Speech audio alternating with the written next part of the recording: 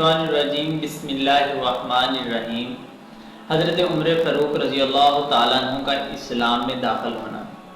حضرت عمر رضی اللہ تعالیٰ عنہ جن کے پاک نام پر آج مسلمانوں کو فخر ہے، جن کے جوش و ایمانی سے آج 1300 سال برس بعد تک بھی کافروں کے دل میں خوف ہے۔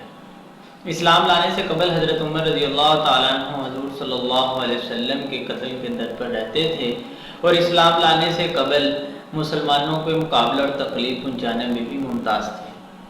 ایک روز کفار نے ایک مشورے کی کمیٹی بٹھائی اور جس میں یہ بات رکھی گئی کہ کون ہے جو محمد کو قتل کرے گا، نعوذ باللہ۔ حضرت عمر نے کہا کہ میں قتل کروں گا۔ وہ کفار نے کہا کہ تم ہی قتل کر سکتے ہو، اور اس ارادے سے نکل پڑے کہ آج میں محمد صلی اللہ علیہ وسلم کو قتل کر دوں گا، نعوذ باللہ۔ راستے میں جا رہے تھے کہ ایک صحابی جو قبیلہ زہرہ کے حضرت سعد بن ابی وقاص رضی اللہ تعالیٰ عنہ ملے، بعضوں نے اور لکھے ہیں، اور ملے اور فرمایا کہ عمر کہاں جا رہے ہو؟ کہنے لگے کہ آج محمد کو قتل کرنے جا رہا ہوں، نعوذ باللہ۔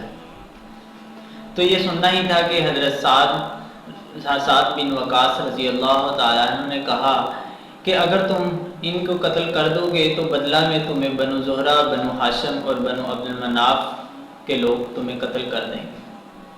اور اس بات کا سننا ہی تھا کہ غصے میں آ گئے اور کہنے لگے لگتا ہے کہ تو بھی بے دین یعنی مسلمان ہو گیا، پہلے تجھ سے ہی نمٹ لیتا ہوں۔ یہ کہہ کر تلوار تو ہاتھ میں ہی تھی اور تلوار کو سونپ لیا، اور تلوار تو ہاتھ میں تھی۔ حضرت سعد بن ابی وقاص رضی اللہ تعالیٰ عنہ کے پاس بھی تلوار تھی، اور جب دونوں صحابی آپس میں مقابلے کے لیے تیار ہوئے تو حضرت سعد بن ابی وقاص رضی اللہ تعالیٰ عنہ کہا کہ اے عمر، پہلے اپنے گھر کا تو حال جان لو، تمہارے بہن اور بہنوئی دونوں مسلمان ہوں گے۔ اس بات کا سننا تھا کہ حضرت عمر رضی اللہ تعالیٰ عنہ اپنی بہن کے گھر گئے اور دروازہ کھٹکھٹایا۔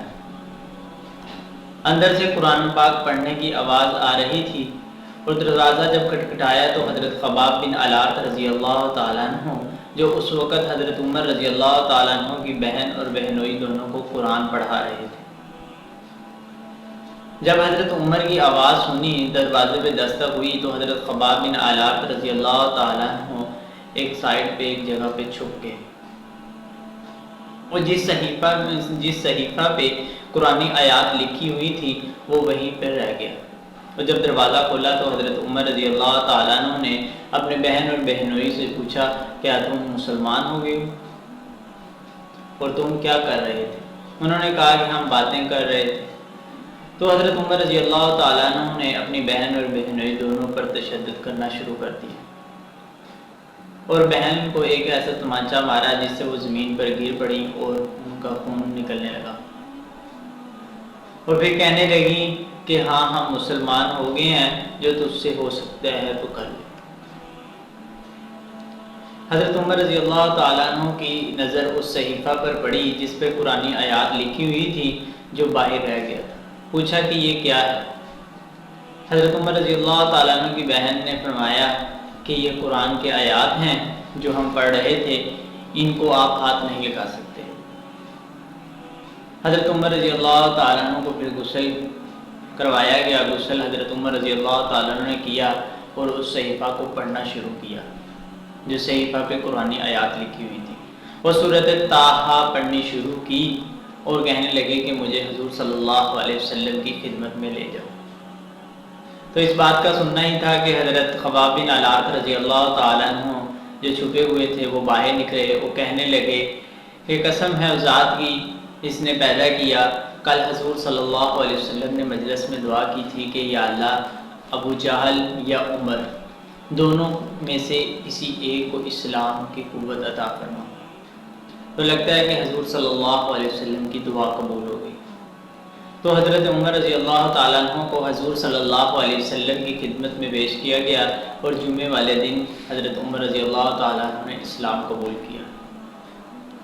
حضرت عمر رضی اللہ تعالیٰ عنہ کا اسلام قبول کرنا ہی تھا کہ کفار کے حوصلے پست ہو گئے اور مسلمانوں میں ایمان اور جوش بڑھ گیا۔ حضرت عبداللہ بن مسعود رضی اللہ تعالیٰ عنہ فرماتے ہیں کہ عمر کا اسلام لانا مسلمانوں کی فتح تھی۔ اور ان کی ہجرت مسلمانوں کی مدد تھی اور ان کی خلافت رحمت تھی۔ آپ صلی اللہ علیہ وسلم نے بھی حضرت عمر رضی اللہ تعالیٰ عنہ کے بارے میں فرمایا کہ اگر میرے بعد کوئی نبی ہوتا تو عمر ہوتا۔